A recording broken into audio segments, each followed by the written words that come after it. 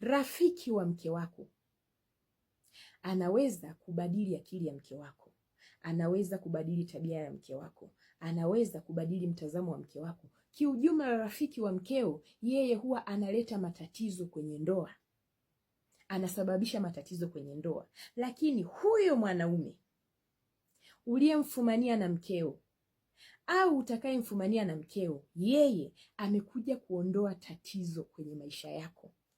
Sijui kama unanielewa. Rafiki wa mkeo yeye alikuwa anaongeza matatizo kwenye ndoa yako, lakini huyu mwanaume ambaye amechepuka na mkeo, ambaye wewe unaona amekuibia mkeo, ndio mtu aliyekuja kuondoa tatizo kwenye maisha yako. Siku zote ulikuwa unamtazama mkeo vizuri, ulikuwa unamwamini, hukuwahi kujua kama yeye ni nyoka. Siku zote ulikuwa unaona mkeo ni jongoo. Kwa bahati nzuri amejitokeza mtu ambaye amekuja kuonyesha rangi halisi za mkeo, amekuja kuondoa tatizo kwenye maisha yako. Kaka yangu, akijitokeza mtu yeyote yule ambaye atakuwa sababu ya mkeo kuonyesha tabia ambazo wewe hukuwahi kufikiria, huyo ni mtu aliyekuja kuondoa tatizo kwenye maisha yako. Mwache aende na hilo tatizo, mwache aondoke nalo hilo tatizo. Usiumie wala usilie. Hakuwa mwanamke wako. Huyo mwanaume hajakuibia wewe mke. Mke wako ana akili timamu, mke wako anajitambua, mke wako anajielewa, mke wako sio kichaa, sio mwenda wazimu, hana upungufu wa akili, ni mzima kabisa, ana akili zake timamu. Alikuwa anajua kama yeye ni mke wa mtu, alikuwa anajua kama ana mme, alikuwa anayafanya hayo mambo kwa siri, alikuwa anachati na huyo mtu kwa siri, alikuwa anaficha mawasiliano yake, alikuwa anaficha simu. Alikubadilikia, akaanza kukuonyesha dharau, akakuonyesha wewe sio mwanaume, akakushusha. Mwisho wa siku ukaja kugundua kwamba kuna mtu ambaye ndiyo sababu ya mke wangu kuwa hivi. Mshukuru huyo mwanaume, mpongeze huyo mwanaume, ikiwezekana mtoe auti, mpeleke kwenye dina, mwambie kaka, asante kwa kuniondolea hili tatizo kwenye maisha yangu. Kaka yangu, usiumie pale anapojitokeza mtu wakuja kuchukua tatizo kwenye maisha yako akaondoka nalo. Mwache aende nalo. Usiseme huyu mtu aliniibia mke wangu. No, huyo mtu alitumwa kuja kuonyesha kwamba huyu mtu ambaye uko naye kwenye safari ya maisha sio mtu wako, sio mtu sahihi kwako, anatakiwa kuondoka kwako. Vipi kaka yangu, usingegundua hilo? Ungekuja kugundua tuwe kama mwanaume, pengine umeambukizwa virusi vya ukimwi, ungejua kwamba ni mwanamke ndo amekuambukiza? Ungejua kwamba mke wako anatoka nje ya ndoa? Bila huyo mwanaume kuja kumfanya mke wako abadilike, kumfanya mke wako aanze dharau, kumfanya mke wako akushushe wewe, kumfanya mke wako aonyeshe viashiria ambavyo vilikufanya wewe ukagundua kwamba mke wangu ana mtu mwingine, mke wangu ananisaliti. Bila huyo, leo hii ungekuwa unaendelea kuishi na tatizo kwenye maisha yako.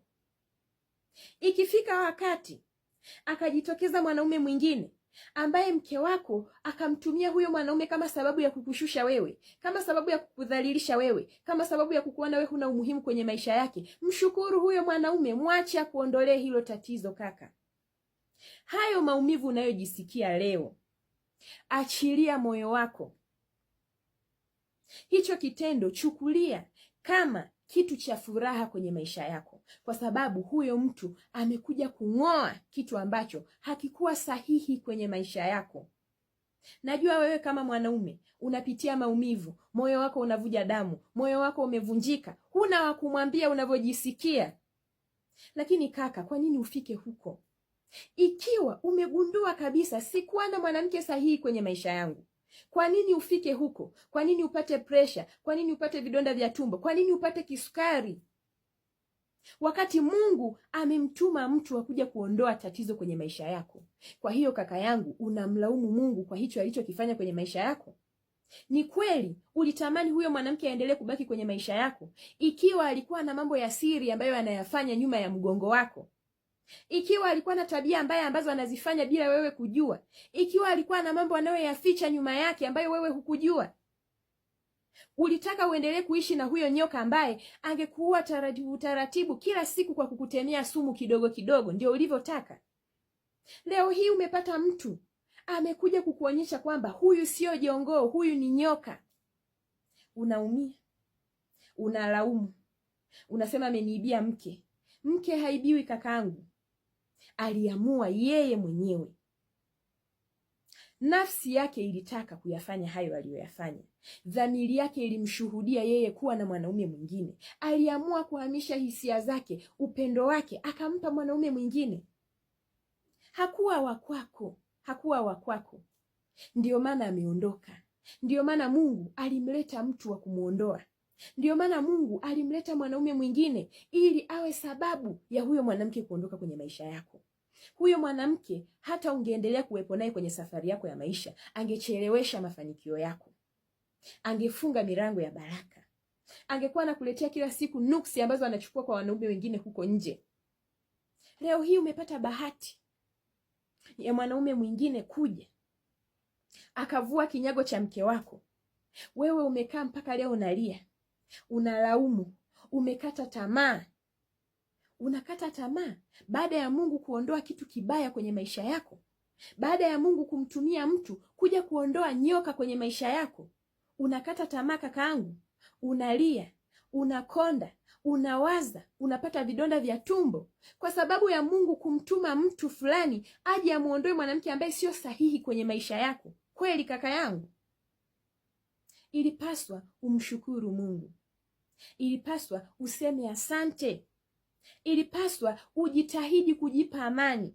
Ilipaswa usherekee, uone afadhali haya mambo nimeyajua mapema.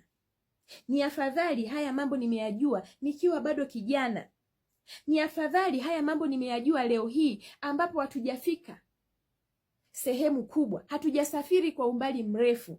Ninaweza kuacha, ninaweza kurudi nyuma, ninaweza kugeuza kwa sababu nimekosea njia na nikaanza upya. Umepata bahati sasa hivi. Una miaka 35, una miaka 40, una miaka 37. Umepata bahati ya kugundua kwamba huyu sio mwanamke sahihi kwenye maisha yangu.